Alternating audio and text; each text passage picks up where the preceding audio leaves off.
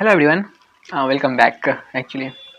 तो इस वीडियो में हम बात करने वाले हैं कि what was my strategy, revision strategy. Actually जब मैं 2023 में नीट का एग्ज़ाम दिया था तो इस टाइम पे मेरे सिलेबस कंप्लीट हो गए थे और जो मेन था वो था रिवीजन। तो मैंने किस तरह से रिवीजन किया, दैट्स इट। वैसे बहुत सारे वीडियोज अवेलेबल हैं। आई डोंट कैरी टॉपर्स, और नीट में मैक्सिमम बच्चे ना टॉपर्स नहीं होते, मैक्सिमम एवरेज ही होते हैं और उन्हें एम्स दिल्ली सबका नहीं होता है, ठीक है। वो सिर्फ स्टेटस में ही दिखाने के लिए होते हैं, चलो हम मेरे को एम्स दिल्ली लेना है, बट यही होता है कि एक गवर्नमेंट सीट मिल जाए। Okay, let's start without wasting time. तो इस वीडियो में मैं कोई स्ट्रेटजी नहीं बताने वाला हूँ, I told earlier. Okay, and ना ही कोई गारंटी देने वाला हूँ कि यदि आप फॉलो करोगे तो 680 या 700 प्लस मार्क्स आएंगे, ऐसा भी नहीं है। ओके, तो जस्ट मैं अपना रिवीजन प्लान शेयर करने वाला हूँ जो मेरा था 2 साल पहले, एक्चुअली 2023 में, सॉरी 1 साल पहले। ओके, कोई बात नहीं, अब 2025 आने वाला है ना, तो 2 साल हो ही जाएंगे। तो मैं अपना रिवीजन प्लान जो मैंने किया था इन पूरे सिलेबस को कवर करने के लिए, जो मेरा था वो मैं शेयर करने वाला हूँ। तो मैं बता दूँ कि इस टाइम पे जब मेरे 12th के सिलेबस खत्म हो चुके थे, 11th पहले साल हो गया था, 12th के सिलेबस खत्म हो गए थे दिसंबर तक में, ठीक है। तो मेरे टोटल मार्क्स 500 टू 550 के बीच आ रहे थे। फिर मैंने रिवीजन प्लान सेट किया अपना, और फिर बढ़े गए मेरे मार्क्स, 600 टू 620 आने लगे थे। बट फिर मेरा फर्स्ट अटैम्प्ट था नीट 2023 में और मेरे 640 मार्क्स आए थे और रैंक था 9847। Okay, it's okay. मैंने कहा ना, I am average student, note मैं एम्स में भी नहीं हूँ अभी, कहाँ से इतना नंबर एम्स में होंगे। ओके, तो ट्रूथ यही है कि कोई रॉकेट साइंस है नहीं, कोई मिरेकल एग्जाम में होने नहीं वाला। यदि आपके मॉक टेस्ट में नंबर 500 550 आ रहे हैं तो मॉक टेस्ट में आपके 700 थोड़ी आ सकते हैं, प्लस माइनस से 40 ले लो बस।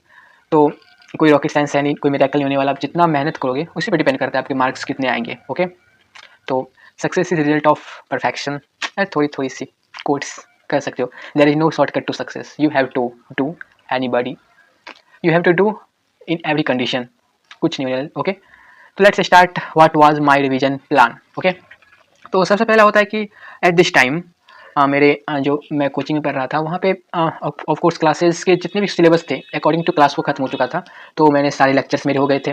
मॉड्यूल क्वेश्चंस वो तो क्लास के साथ साथ ही मैं करते जा रहा था। एग्जाम्पल एक्सरसाइज 1 एंड एक्सरसाइज 2 और एक्सरसाइज 3 भी था, और PYQ एक्सरसाइज 2 में था। तो जितने भी मॉड्यूल क्वेश्चन थे, बेसिक क्वेश्चन और PYQ और थोड़े हार्ड क्वेश्चन, ठीक है, तीनों हो चुके थे। PYQ भी ओके। NCERT भी ऑफ कोर्स आप मैं कर रहा था, ठीक है। NCERT जैसे कि बायो का तो साथ ही साथ पढ़ता था, और जो बच्चे थे मेरे इनऑर्गेनिक के नहीं पढ़ा था, वो मैं बाद में पढ़ा रिवीजन के टाइम पे। तो NCERT बायो का हो चुका था, और बाकी जो था जो बाद में जो मेरे को नहीं होने चाहिए तो वो मैंने कंप्लीट किए थे। लेकिन एट दिस टाइम यदि आपको करना है तो आपको NCERT भी पूरा एट दिस टाइम पे यदि आपका कवर हो चुका है तब आपको प्लान सेट करना है रिवीजन। ये तो था से पहले आपको सिलेबस कंप्लीट करना है। ओके, जो मैंने किया था, पहले मैंने अपना सिलेबस कंप्लीट किया था। फिर जैसे मेरा सिलेबस कंप्लीट हो गया कोचिंग की तरफ से, तो सबसे मैंने उन टॉपिक को लिया जो मेरे वीक टॉपिक थे, और जो बैकलॉग थे मेरे, 1-2 चैप्टर था तो पहले मैंने उसको कवर किया था, और वैसे टॉपिक को लिया था जिससे मेरे बार बार क्वेश्चन गलत होते थे। तो मैंने इन वीक टॉपिक और बैकलॉग और जो हमारा फ्रीक्वेंटली रॉन्ग टॉपिक था, मैंने उसको फिर से पढ़ा। ओके, अब आता है रिवीजन का प्लान। एक बार जो आपने पढ़ चुका है, जब आप उसे फिर से दूसरी बार पढ़ते हो, उसे रिवाइज करते हो, तो वो रिवाइज होता है, मतलब आपने पहले पढ़ चुका है, अब आप रिवाइज कर रहे हो, ठीक है। तो बेसिकली गोल ये था कि पहले उस चैप्टर को रिवाइज करना है जिससे ज़्यादा क्वेश्चन पूछे जाते हैं, प्रीवियस ईयर क्वेश्चन जिससे ज़्यादा पूछे गए, और उसी चैप्टर को सबसे ज़्यादा टाइम देनी है जिससे कि जिसमें ज़्यादा क्वेश्चन पूछे जाते हो। तो मेरा प्लान बेसिकली ये था, ये मेरा जो कह सकता हूँ मास्टर प्लान मेरे हिसाब से। ओके, कि मैं हर एक चैप्टर को ना सेपरेटली मतलब आराम से बिल्कुल एक चैप्टर को जैसे लिया, उसका जितने भी थे उस पर पूरा मास्टरी करना था, ठीक है। ये नहीं है कि आप जैसे जनरली ये होता है कि जैसे आपका सिलेबस कोचिंग खत्म हो जाती है तो वो टेस्ट ना बहुत जल्दी ले लेते हैं। पहले सिलेबस को बांट देते हैं 6 या 8 में, फिर 2-3 दिनों पर वो एक्चुअली बहुत जल्दी होती है। तो वैसा मैंने नहीं किया, मैं एक्चुअली आराम से किया, पूरा एक चैप्टर का जितने भी पूरा कंप्लीट करता है। तो इस चैप्टर को आपको मैंने सेपरेटली किया था और उस पर पूरा सफिशिएंट टाइम दिया था। कैसे किया तो मैं आगे बताऊँगा, ठीक है।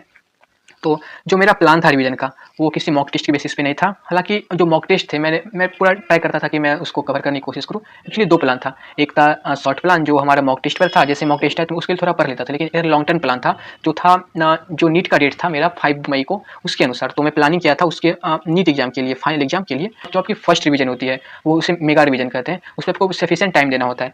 फिर धीरे धीरे ना जब आप रिवाइज दूसरी बार करते हो तो आपका टाइम खुद ब खुद डिक्रीज हो जाता है, ठीक है।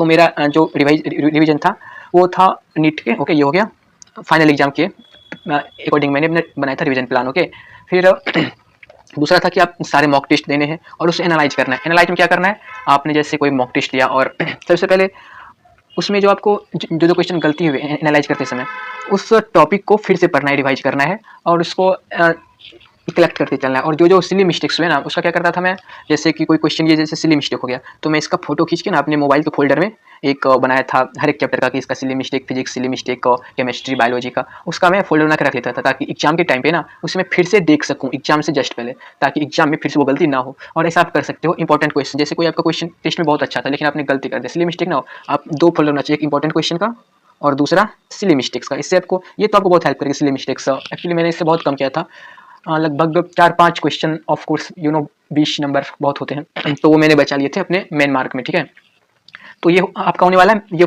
जो मैंने प्लान बनाया था कि जैसे ही अपना सिलेबस खत्म हो चुका है तो आपको पहला रिवीजन करना है, उसे मेगा रिवीजन करना है जिसमें आपको सफिशिएंट टाइम देना है एवरी चैप्टर पे। ठीक है, तो ये था पहला रिवीजन, मेगा रिवीजन मेरा था जो मैंने स्टार्ट कर दिया था लगभग इस टाइम से, दिसंबर से स्टार्ट हो गया था। ठीक है, और यदि आप चाहो तो आप जो आपके टेस्ट होते हैं उसके अनुसार आप उससे चेंज भी कर सकते हो, जैसे कि ओके इसके अनुसार आप चेंज भी कर सकते हो अपने रिवीजन प्लान को बेस्ड ऑन, क्योंकि आपके पास सफिशिएंट टाइम होगा। ठीक है, तो अब लेट्स सी कि रिवाइज कैसे करना है। तो फिजिक्स की बात करूँ तो फिजिक्स में ये मेरे पास कुछ टॉपिक थे PYQ पे कि जो ये दर्शाते हैं कि किस वर्ड्स में कितने क्वेश्चन पूछे गए और किस टॉपिक से ज़्यादा क्वेश्चन के पूछे गए। तो मैं इसी तरह रिवाइज करता था ताकि यदि लास्ट में छूटे भी तो वैसे टॉपिक्स छूटे जिस पर कि बहुत कम क्वेश्चन आते हैं एक्चुअली। ठीक है, और इन सब में से क्वेश्चन एकदम निश्चित होते हैं कि मतलब आप बना लोगे, क्योंकि एक ही क्वेश्चन पूछना है तो बहुत ईजी होते हैं। ठीक है, तो सबसे रिवाइज कैसे करना है, तो पहले आपको उस चैप्टर पढ़ना जिससे ज़्यादा क्वेश्चन पूछेंगे, जैसे कि पहला में है मॉडर्न फिजिक्स जिससे सबसे ज़्यादा क्वेश्चन पूछे गए हैं 80। कि बड़ा भी है कोई बात नहीं, फिर भी सबसे रिवाइज में इसी तरह करता था। ठीक है, मॉडर्न फिजिक्स रिवाइज के लिए इसका एक चैप्टर रिवाइज करना है, कैसे करना है वो भी दिखेंगे। ठीक है, फिर थर्मल फिजिक्स, फिर करंट इलेक्ट्रिसिटी, ऐसे ही करके रिवाइज करना है। ओके तो फिजिक्स में रिवाइज कैसे करता था, सबसे पहले जो अपने शॉर्ट नोट होते थे, शॉर्ट नोट उसमें रिवाइज करता था जो मैं क्लास के टाइम पर बनाते गया था शॉर्ट नोट, इसमें फॉर्मूलाज एंड ट्रिक्स होते हैं। शॉर्ट नोट एक्चुअली रिव्यू हो जाता है पूरे चैप्टर का शॉर्ट नोट। ठीक है, फिर अब मार्क्ड क्वेश्चन को मैं रिवाइज करता था, जो notes, class notes most important, class notes के जब आप क्लास नोट्स तो बनाते हो और जब उसे आप रिवाइज करते हो पहले ही, तो आप जो इंपॉर्टेंट क्वेश्चन जो आपसे नहीं बने तो उसे हम मार्क कर लेते हैं। ठीक है, मार्क्ड क्वेश्चन। फिर मॉड्यूल के जो मार्क्ड क्वेश्चन है, जो मॉड्यूल में आपको क्वेश्चन हार्ड लगा हो या जो ट्रिकी लगा हो तो उसमें उससे आपको मार्क कर लेना होता है जब आप पहली बार बना रहे होते हो। तो बाद में रिवाइज करते समय इसी को आपको रिवाइज करना है। तो मॉड्यूल के मार्क क्वेश्चन और PYQs तो आपको जरूर PYQ के भी जो जितने भी मार्क क्वेश्चन है उसको एक बार रिव्यू कर लेना है, फिर से देख लेना है, फिर से बना लेना है। ठीक है, ये मैं इंडिविजुअल चैप्टर की बात कर रहा हूँ, आपको एक चैप्टर उठाना है, शॉर्ट नोट पढ़ना है, फिर मार्क क्वेश्चन देखने हैं। अब बात करते हैं NCERT। फिजिक्स में NCERT कितना इंपॉर्टेंट है। ठीक है, तो जब आपने NCERT शुरू में कवर करना होता है तो जब पढ़ाई हो रहा होता है, जैसे कि कोई चैप्टर खत्म हो गया क्लास में, तो NCERT के जितने भी एग्जाम्पल क्वेश्चन होते हैं उसे करना होता था। तो सारे पहले बनाते समय जो इंपॉर्टेंट क्वेश्चन सारे इंपॉर्टेंट नहीं होते हैं, तो जो अच्छे लगे क्वेश्चन जो नहीं बने उसे ना एग्जाम्पलर को मार्क कर लिया था, तो आपको उसी से मार्क कर सकते हो, या यदि आपने नहीं बनाए हो तो आप इसे लास्ट में भी देख सकते हो। हर एक चैप्टर का जो एग्जाम्पलर होता है, नोट एक्सरसाइज एग्जाम्पलर क्वेश्चन। ठीक है, एग्जाम्पलर क्वेश्चन आप बना सकते हो। ठीक है, और जो टेबल्स होते हैं NCERT के टेबल्स होते हैं ना जिसमें कुछ इंपॉर्टेंट दिए होते हैं उसको एक बार रिव्यू देख लेना है। ठीक है, और समरी आपको पढ़ना है, जो NCERT के लास्ट में दिया होता है फिजिक्स का समरी हर एक चैप्टर का पढ़ना है। ठीक है, वो आपको रीड कर ली। इससे क्या है, आपके थ्योरेटिकल क्वेश्चन जो आते हैं लैंग्वेज वाले वो सॉल्व हो जाएंगे और दूसरा कॉन्सेप्ट आपको अच्छे से मतलब थोड़ा बिल्ड करेगा। ठीक है, और कुछ चैप्टर के आपको टॉपिक भी पढ़ लेने हैं, जैसे कि हमारे मॉडर्न फिजिक्स हो गया, ये आपको यदि आपके पास टाइम है तो आप पढ़ सकते हो, ये आपको बहुत हेल्प करेगी थ्योरेटिकल क्वेश्चन बनाने में। ठीक है, और कुछ थर्मल के टॉपिक हैं और कुछ पोर्शन ग्रेविटेशन के। ठीक है, ये आप पढ़ सकते हो। ठीक है, तो इस तरह से आपको रिवाइज करना है हर एक चैप्टर का अलग अलग, और बिकॉज कि ये 23 का ही है। ठीक है, तो अब सिलेबस में चेंज हो गया है तो आप उन चैप्टर को इग्नोर कर सकते हो जो सिलेबस में नहीं है, ये तो आप कर ही सकते हो। ठीक है, ओके, तब बात करते हैं हम केमिस्ट्री की। केमिस्ट्री में सेम कैसे रिवाइज करना है, जिससे ज़्यादा क्वेश्चन आते हैं पहले उससे रिवाइज करना, उस टाइम भी ज़्यादा सबसे पहले उसी पर देना है। ठीक है, तो सबसे पहले SPDF लॉक, फिर chemical bonding, oxygen containing group, alcohol ether. ठीक है, hydrocarbon, halogen complex compound, electrochemistry. ठीक है, आप पढ़ पा रहे होगे शायद, हाँ पढ़ लोगे। ठीक है, तो इसी तरह ऊपर से नीचे रिवाइज करते जाता था। ठीक है, तो अब बात करते हैं इसमें कैसे रिवाइज करता था। फिजिकल केमिस्ट्री की बात कर रहा हूँ सबसे पहले, फिजिकल केमिस्ट्री। ठीक है, फिजिकल केमिस्ट्री में सबसे पहले शॉर्ट नोट केमिस्ट्री में बनाना होता है। ठीक है, खास करके फिजिकल केमिस्ट्री, इसमें बिकॉज की फार्मूला ही होते हैं फिजिकल केमिस्ट्री में, फार्मूला से question direct formula basis question ही अब आते हैं। ठीक है, तो शॉर्ट नोट में जितने भी फार्मूला है उसे रिवाइज करना है, फिर इसमें भी मार्क्ड क्वेश्चन, आप जब पहली बार बना रहे होते हैं मॉड्यूल या क्लास नोट सॉल्व करें, तो आपने जो क्वेश्चन मार्क किए थे ना, उसको एक बार देख लेना है, क्योंकि अब उतना टाइम नहीं कि हम सारा क्वेश्चन देखें। तो mark question, class notes, module and PYQ तो जरूर देखना है, ठीक है। पीवाईक्यू जो आपसे नहीं बने थे, जो आपको अच्छे लगे क्वेश्चन, आपको मार्क करना कर दिए थे शायद, यदि मैं कर दिया था, ठीक है। अब फिर एनसीईआरटी में समरी पढ़ना है, ठीक है, फिजिकल केमिस्ट्री का। ओके, अब बात करते हैं इनऑर्गेनिक की। इनऑर्गेनिक में भी सबसे पहले इसमें तो शॉर्ट नोट आप बना नहीं पाओगे, बहुत लेंदी हो जाएगा एक्चुअली। मैंने बना लिए थे फिर, बट फिर भी मैं एक बार अपना क्लास नोट जरूर पढ़ता था रिवाइज करते इसमें। एक चैप्टर मैंने कोई उठाया, सबसे पहले तो क्लास नोट पढ़ता था। इतना अब हो गया कि आप बहुत जल्दी पूरा क्लास नोट्स आप पढ़ सकते हो किसी भी चैप्टर का। मैक्सिमम आपको आधे घंटे लगेंगे अच्छे से। फिर से यदि आपको 11th का टॉपिक है तो ज़्यादा टाइम लगेगा, 12th का तो जल्दी हो जाएगा, ठीक है। तो सबसे पहले क्लास नोट रीडिंग करना है, फिर वही मार्क क्वेश्चन को रिव्यू करना है, नोट। ओके, और एनसीईआरटी तो आपने पहले ही पढ़ रखी होगी। इनऑर्गेनिक एनसीईआरटी जरूर पढ़ना चाहिए, मैंने पूरी पढ़ी थी इनऑर्गेनिक की। यदि पीरियोडिक टेबल और केमिकल बॉन्डिंग में कुछ टॉपिक पढ़ा था, पीरियोडिक टेबल नहीं, और 12th की ट्वेल्थ पूरा इंपॉर्टेंट है। यदि आपने नहीं पढ़ी है तो जरूर पढ़ लेना, और उसके शॉर्ट नोट भी बना लेना यदि हो सके तो। मैंने बनाया था एनसीईआरटी का, ठीक है। अब ऑर्गेनिक में तो इसमें बहुत इंपॉर्टेंट है, आपको क्लास नोट्स जरूर पढ़ना है, इस सब का कॉन्सेप्ट बनने में बहुत हेल्प करती है, ठीक है। तो क्लास नोट्स पढ़ना है। फिर उसके बाद जो आपने शॉर्ट नोट बनाए होंगे, यदि एक्चुअली ऑर्गेनिक में रिएक्शन बहुत होते हैं, तो उसके शॉर्ट नोट यदि आपने बनाए होंगे, मैंने बनाया था, ठीक है, शॉर्ट नोट, यस, जिसमें सिर्फ की रिएक्शन से लिखे थे। एक तरफ से आप ना देखो, ऑर्गेनिक में 12th में तो पूरा रिएक्शन ही भरा पड़ा है, जितनी भी रिएक्शन थे आपको वो जरूर देखना है। मेरे पास है, होगा तो मैं सेंड कर दूँगा, ठीक है, यदि चाहिए तो बोलना, ठीक है। मार्क क्वेश्चन रिव्यू, फिर वही मार्क क्वेश्चन रिव्यू करना है। और बात करें एनसीईआरटी की, तो अभी तो एक्चुअली जो थ्योरेटिकल तो हटा दिया गया है, शायद एस ब्लॉक था और हाइड्रोजन था तो हटा दिया है, बट कोई नहीं। ऑर्गेनिक और 12th का जब मैं था तो लास्ट में था कुछ कौन सा था, बायोकेमिस्ट्री था शायद, और एक दो थ्योरेटिकल टॉपिक थे जो मैंने पढ़ा था शायद। यदि अभी वो नहीं है तो मत पढ़ना, नहीं तो थ्योरेटिकल चैप्टर जरूर पढ़ना, जैसे ड्रग्स के बारे में थे और पॉलीथीन सब था, वो भी पढ़ा था, ठीक है। कौन कौन सा ये पढ़ा था, इन्वायरमेंटल केमिस्ट्री, हाइड्रोजन कंपाउंड, इसका एनसीईआरटी, रेडॉक्स का भी पढ़ा था। और किसका एनसीईआरटी बनना है, आइसोमेरिज्म नहीं, केमिकल इक्विलिब्रियम नोमेनक्लेचर नहीं, प्यूरिफिकेशन ये भी पढ़ा था। और सरफेस केमिस्ट्री जो अब नहीं है पता है मेरे को, ये भी पढ़ा था मैंने। और nitrogen containing periodic table, polymer भी पढ़ा था, मेटलर्जी पढ़ा था, शायद हटा दिया गया है। ये सब थ्योरेटिकल है जिससे आते थे। सॉलिड स्टेट अभी भी है, तो सॉलिड स्टेट ये तो फिजिकल में हो गया, ठीक है। सॉलिड स्टेट का भी एनसीईआरटी पढ़ा था। और कौन सा एनसीईआरटी पढ़ा था, बायोमोलिक्यूल, ऑफ कोर्स बायोमोलिक्यूल, और reaction solution, thermodynamic, electrochemistry, complex compound, या कोऑर्डिनेशन कंपाउंड जरूर पढ़ना। इनऑर्गेनिक तो सारे पढ़ने हैं, ठीक है। केमिकल बॉन्डिंग भी आप पढ़ सकते हो यदि आपके पास टाइम है तो, नहीं तो class note sufficient. SPDF block जरूर पढ़ना है, यदि अभी है, एस ब्लॉक नहीं है, पीडीएफ है, जरूर पढ़ना, ठीक है। और इसमें एक्चुअली बहुत सारे रिएक्शंस हैं, ऑक्सीजन कंटेनिंग ये सारे हैं ना, इसके बहुत सारे रिएक्शंस हैं, तो कन्फ्यूज हो जाओगे बहुत। यदि आप पहले नहीं पढ़े हो तो अभी नहीं पढ़ना, क्लास नोट से सफिशिएंट, ओके।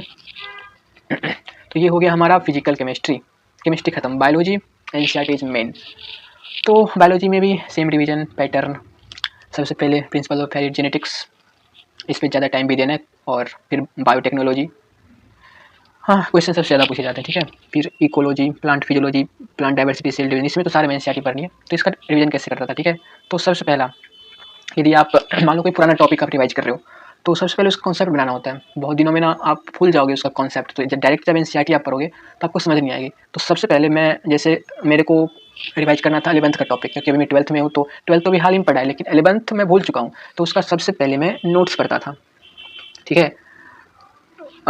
सबसे पहले मैं नोट्स, यदि आप रिकन नहीं कर पा रहे हो तो आपको सबसे पहले क्लास नोट्स पढ़ने हैं, फिर एनसीईआरटी पढ़नी है। लेकिन यार यदि कोई 12th हाल ही का टॉपिक है तो आपको डायरेक्ट एनसीईआरटी पढ़नी है, और लाइन बाय लाइन एक बार और पढ़नी है। ऐसा नहीं कि जो टॉपिक, क्योंकि आप जितनी बार एनसीईआरटी दोबारा पढ़ोगे ना, आपको कुछ नया मिलेगा और आपको ज़्यादा पूरा एकदम माइंड में छप जाएगा लाइन बाय लाइन, तो एग्जाम में बहुत जल्दी क्लिक होगा और जल्दी आप आंसर कर पाओगे। इससे आपकी टाइम भी कटेगी क्वेश्चन की ना, बिकॉज एनसीईआरटी से 98% ओके एबव क्वेश्चन पूछे जाते हैं।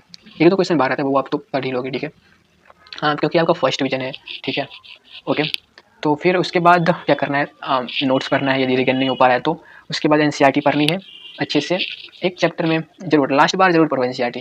जितनी बार पढ़ोगे, मैंने लगभग कितनी बार पढ़ी थी, शुरू से लेके 10 तो हो गए होंगे, ठीक है, बस, ठीक है। तो उसके बाद आपको बुकलेट है, बहुत सारे आते हैं। यदि आप कोचिंग करते हो तो बहुत सारे बुकलेट देते हैं, आपको ऐसा भी पढ़ना है। इससे क्या आपको डिफरेंट वे से रिवाइज होता है ना, तो ज़्यादा याद होता है, ठीक है। और यदि कोई आपने शॉर्ट नोट बनाया है तो जो और जितने भी चार्ट्स हैं जो आपने शायद दीवारों पे चार्ट रखे होंगे उसको भी रिवाइज करना है, वो तो रिवाइज होते रहते हैं। फिर जितने भी चार्ट है शॉर्ट नोट वो सारे पढ़ लेने, ठीक है। फिर आप PYQ, बायोलॉजी में बहुत सारे PYQ हो जाते हैं, तो आपने जब पहली बार बनाया होगा तो आपने मार्क क्वेश्चन क्या होगा ना, तो आपको इस बार वही देखनी है, सिर्फ मार्क क्वेश्चन ही फिर से करनी है, क्योंकि बहुत सारे हो जाते हैं, आप पूरा नहीं कर पाओगे तो, ठीक है। और यदि आपके पास ज़्यादा टाइम है तो आप बायोलॉजी में खास करके जो लैंग्वेज वाले क्वेश्चन है ना, एसेशन रीजन या बहुत सारे ट्रू, वो आप सॉल्व कर सकते हो, इसके एक्स्ट्रा बुकलेट आती है, ठीक है। इससे क्या कॉन्सेप्ट बनेगा और बहुत सारे मतलब पूरा उसमें आ जाता है सारा, बहुत सारे क्वेश्चन, ये अच्छा है। तो कैसे मैंने रिवाइज किया था वो मैंने बता दिया है, ठीक है। तो फिजिक्स, केमिस्ट्री, फिजिक्स में मैंने कौन कौन सी एनसीईआरटी पढ़ी थी वो मैं बता दे रहा हूँ। Modern physics, thermal physics, current electricity. यदि आपके पास टाइम नहीं है तो आप छोड़ भी सकते हो, बिकॉज आजकल ना यदि आप कोचिंग कर रहे हो प्रॉपर कोचिंग, तो उसमें लेक्चर में ना बहुत जितने भी क्वेश्चन होते हैं वो डाल दिए जाते हैं, तो नहीं भी करोगे तो चल जाएगा, ठीक है। सेमी कंडक्टर भी पढ़ा था एनसीईआरटी, मॉडर्न फिजिक्स पढ़ा था, थर्मल फिजिक्स, करंट इलेक्ट्रिसिटी नहीं पढ़ा था, इसको पढ़ना भी नहीं है। तो मॉडर्न फिजिक्स भी पढ़ा था, सारे टॉपिक नहीं, जो ऐसा लगे थ्योरेटिकल है वो सिर्फ, ठीक है। और एग्जाम्पल क्वेश्चन तो करना ही है। थर्मल फिजिक्स में भी पढ़ा था, सेमीकंडक्टर मैग्नेटिक इफेक्ट में कुछ मैग्नेटिज्म थे ना लास्ट पीछे वाले थ्योरेटिकल, वो पढ़ा था। ऑप्टिक्स में नहीं, रोटेशनल मोशन नहीं, नहीं ग्रेविटेशन में भी थोड़ा पढ़ा था। काइनेमेटिक्स ओके, अल्टरनेटिंग करंट और न्यूटन डायमेंशन में थोड़ा, ठीक है। सर्कुलर मोशन, EM वेव और कैपेसिटर, बस ये पढ़ा था, ठीक है। वेक्टर नहीं पढ़ा था, वेक्टर होता भी नहीं एनसीईआरटी में, ओके। तो ये हमारा फिजिक्स में केमिस्ट्री हो गया, ऐसे ही किया था रिवाइज, ठीक है। और दूसरी बात कि आप जो मॉक टेस्ट दे रहे होगे, कभी से जितने भी मॉक टेस्ट होंगे, ये आपका एक्चुअली बताता है कि आप किस लेवल पे हो।